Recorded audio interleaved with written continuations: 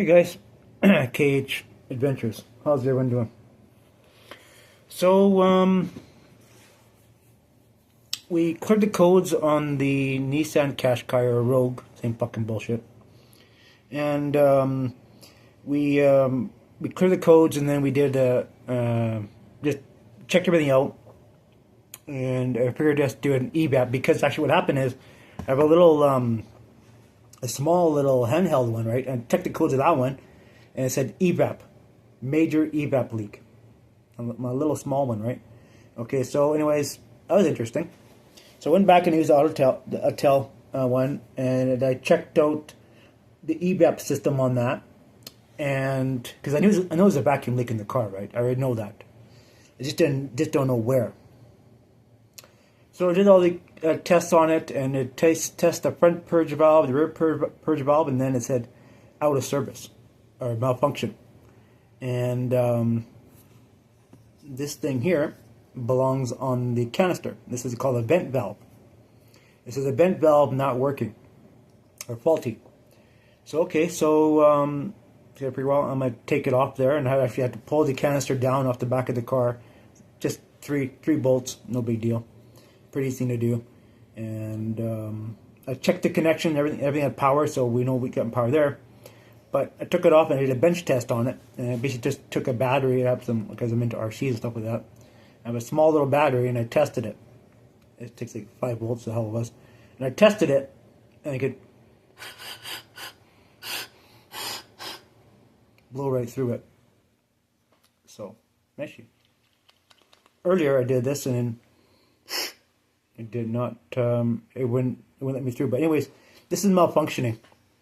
And I tested it, and the plunge went up and down a little bit, and stuck and such. And I put a vacuum thing on it, and see, I powered this thing up, put a vacuum on it, right? And I seen the gauge. The first time went right down, nothing, and the second time it just dropped, and the next time it just stood still. But then I took the power off, and the valve, the solenoid, would not come off. It stayed on, right? And now it's open. So is this the problem? Probably. I did what it is. I put the power on, the battery on it, and I put I took my squirt bottle with some soapy water. I did notice some leaking in around here, and around this area here, and also in here too. I noticed some leaking. I don't know if it's a problem or not, but that's the way it is. But it's kind of rusty, so who knows? Don't know. It was like in around here too. It was leaking in here. Then there's, it's just in a bad spot. So, is this the problem? I don't know. But it's too unpredictable, right? Shake it up and down. Before you could hear the valve going up and down on it, but now you can't. It's like too unpredictable. So I think what happens is it gets rust in there, and who knows, moisture, because it's a real shitty area. And this is probably the problem. I don't know. But ordered a new one off Amazon, and it was like $40 off Amazon. It's called a premium tool, but a premier tool, premier part, premier part. And I phoned Nissan. Now they don't like me now, but this part is $280 from Nissan.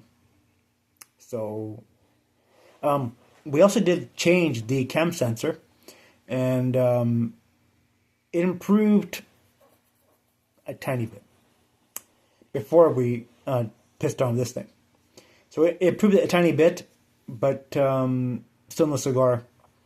But from what I understand, this faulty thing has all the symptoms that I'm having on my car, including the check engine light. So this could have been letting a major vapor leak on my car, major vacuum leak because of this. So did it just happen? Was it going weak, or what? I don't know. But anyways, we get a new one. So why these damn ding dongs couldn't figure it out is beyond me. But I guess sometimes things don't show themselves, right?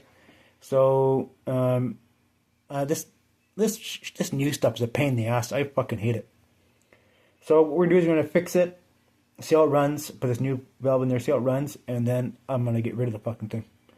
I'm gonna take the car. I'm gonna put it for sale, resell it, park it. I'm gonna go buy a not a brand new. I want to buy a near new Toyota Corolla, and nothing else. I just don't want to deal with it. It's not worth it. I bought this car for a money making machine to be using for Uber and doing deliveries and stuff like that. The other food, grocery stuff. That's what I bought it for, and other things I got going on because I do some other photography stuff for some real estate company, and the car it's fuel efficient and stuff like that, and go anywhere and just do what I gotta do, right? But if it's sitting in the shop, it's not making me money and not making me money, right? So kind of defeats the purpose. So yeah, anyways, that's where it is, and need to get back on the grind, making extra money, right?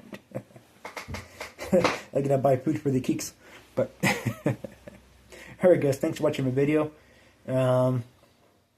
The nature of the beast. So sometimes the scanner doesn't always pinpoint exactly what it is. Just kind of go through the hoops, and eventually something will pop up that you didn't know about, and that's what the problem could be. But like I said, I always knew there was a vacuum leak in it because I could hear something going on. And also what we're gonna do is we're gonna test with the car up and going again. We're gonna test that front purge valve on the engine. It's put on top of the intake manifold. Gonna check that out. Pull the line that's going towards the back of the vehicle, and test and see if it has suction on that port. If it does, good. If it doesn't, well, we know that's another problem there. So trial. Alright, guys, thanks for watching, and see you in the next one. Take it easy.